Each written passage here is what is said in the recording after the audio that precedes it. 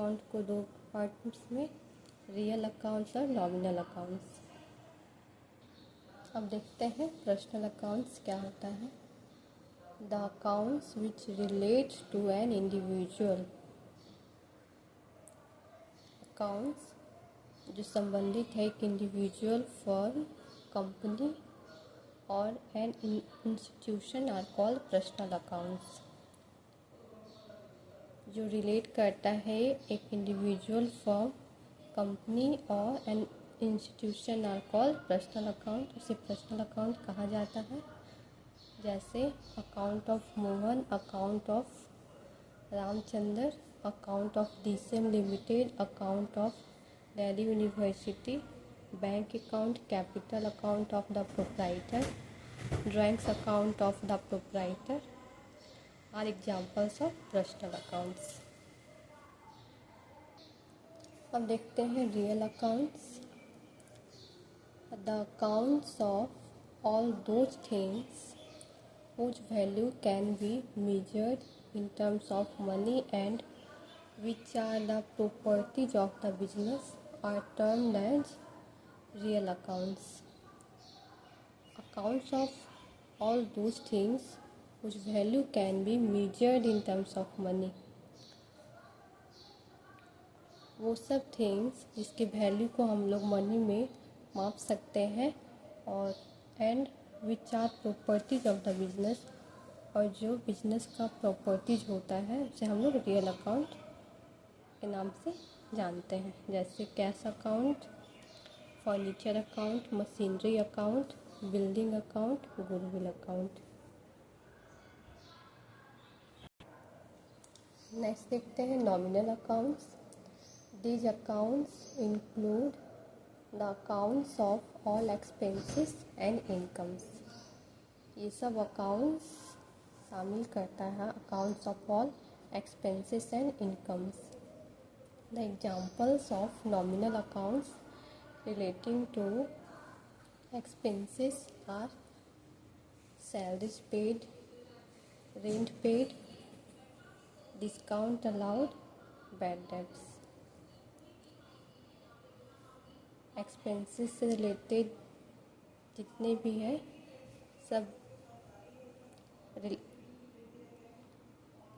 Nominal account, expenses, discount, bad debts. Next examples of nominal accounts relating to incomes are commission receipt, interest receipt, discount receipt.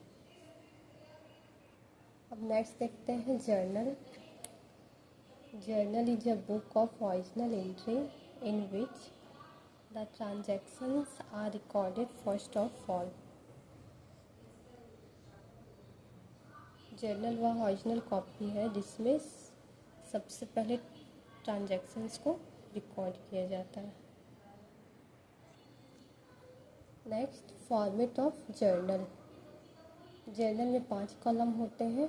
पहला date, दूसरा particulars, तीसरा ledger folio जिसको हम लोग short में LF लिखते हैं, fourth amount debit, fifth amount credit. इसी 5 कॉलम से हम लोग जर्नल बनाते हैं। अब हम लोग देखते हैं रूल्स ऑफ जर्नलाइजिंग। अब हम लोग यहाँ पर्सनल अकाउंट्स को विथ एग्जांपल समझेंगे। Personal accounts according to the rule of debit the receiver, the personal account of the person to whom we give some money or goods is debited. Means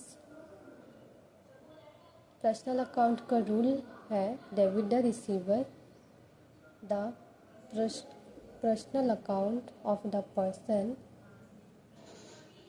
to whom give some money, जिसे हम लोग कुछ पैसा या goods देते हैं उसे debit किया जाता है, यानी डेबिट द रिसीवर जो रिसीव करता है उसे डेबिट किया जाता है। For example, if we give 20,000 to Gopal, the entry will be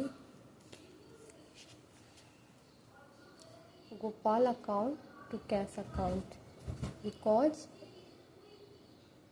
Gopal ने रिसीव किया है तो गोपाल को यहाँ डेबिट किया जाएगा कैश, तो टू कैश अकाउंट, इसका नरेशन हो जाएगा cash paid to Gopal. In the same way according to the rule of credit the giver the personal account of the person from whom we receive money और goods is credited, जिससे हम लोग कुछ receive करते हैं goods या money, उससे is credited किया जाता है। For example if we receive ₹50,000 from Govind, Govind से 50,000 रिसीव किया गया, the entry will be cash account to Govind account because we receive some money और गुड्स इज क्रेडिटेड। हमने गोपाल से 50,000 रुपीज़ रिसीव किए, क्रेडिट द गिवर, हम लोग क्रेडिट द गिवर, गोविंद ने हमें 50,000 कैश दिया, इसीलिए क्रेडिट द गिवर, गोविंद यहाँ देने का काम किया तो गोविंद को क्रेडिट किया जाता है। Narration cash receive from Govind. Next देखते हैं real accounts. According to the rule of debit what comes in and credit what goes out, the account of the cash और other property which is received by the business firm is debited, and in the same way the account of the cash or other property which goes out of the business is credited। Business के अंदर जो आता है उसे हम लोग debit करते हैं और जो बिजनेस से बाहर जाता है उसे क्रेडिट किया जाता है। For example if machinery is about for ₹5 lakh, the entry will be machinery account to cash account because which is received by the business is debited। Machinery हम लोगों ने खरीदा है तो उसे डेबिट करते हैं। And in the same way the account of the cash और other property which goes out of the business is credited। Next देखते हैं nominal accounts. According to the rule of debit all the expenses the accounts of all expenses and losses are debited. हम लोग सारे losses और expenses को debit किए करते हैं। Example if 20,000 rupees are paid for salary, the entry will be salary account to cash account because debit all expenses, सारे expenses को डेबिट किया जाता है। Similarly according to the rule of credit all incomes the accounts of all incomes and profits are credited. Accounts of all incomes and profit को credit किया जाता है। The entry will be cash account to commission account because हम लोगों ने 5,000 receive किए हैं for commission और कमीशन हम लोगों के लिए इनकम से, तो cash account to commission account, commission received, commission हम लोगों ने रिसीव किया है। अब हम लोग कुछ अकाउंटिंग इम्पोर्टेंट टर्म्स को देखते हैं, जैसे purchase account. When goods are purchased instead of debiting goods account, purchase account is debited. जब गुड्स खरीदा जाता है तो गुड्स अकाउंट को डेबिट करने की जगह परचेज अकाउंट को डेबिट किया जाता है। Purchase account is a nominal account.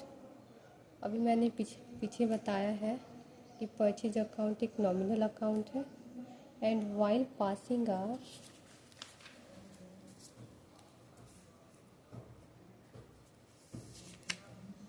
Journal entry, purchase account should always be debited because of the rule of debit all expenses and losses। Purchase को हमेशा डेबिट किया जाता है क्योंकि the rule of debit all the expenses and losses, सारे expenses और losses को debit किया जाता है। Next sales account, when goods are sold instead of crediting goods account, sales account is credited because जब माल बेचा जाता है तो गुड्स अकाउंट क्रेडिट करने के लिए सेल्स अकाउंट को क्रेडिट किया जाता है। Sales account is a nominal account and while passing a journal entry, sales account should always be credited because of the rules of credit all incomes and gains, क्योंकि sales हमारे लिए income और gains को हम लोग credit करते हैं। Next purchase return account,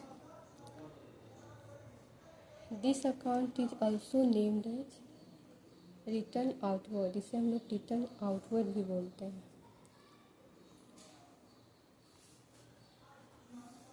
it is a nominal account and should always be credited, यह एक नॉमिनल अकाउंट है, उसे हम लोग हमेशा क्रेडिट करते हैं।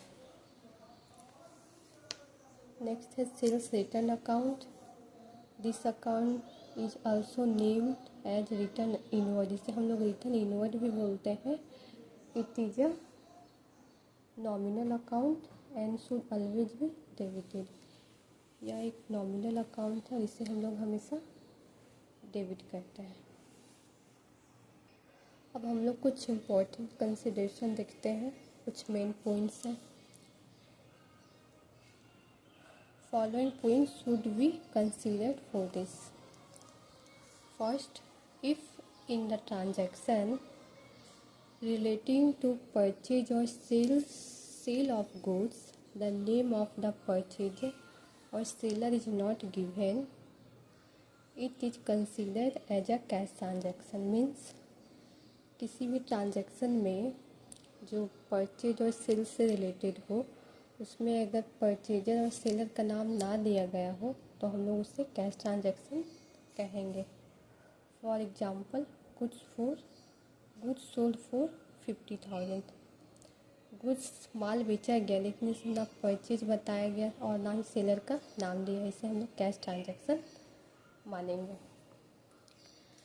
नेक्स्ट है, if in the transaction relating to purchase और sales of goods, the name of the purchaser or seller is given along with cash, it is considered as a cash transaction. Means किसी transaction में purchaser और sales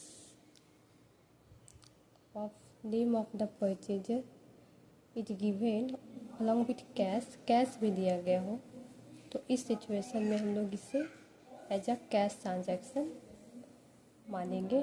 for example, goods sold to Gopal for cash, इसमें purchaser और seller भी दिया है और साथ ही साथ कैश भी दिया है, फिर भी हम लोग इसे कैश ट्रांजैक्शन कंसीडर करेंगे।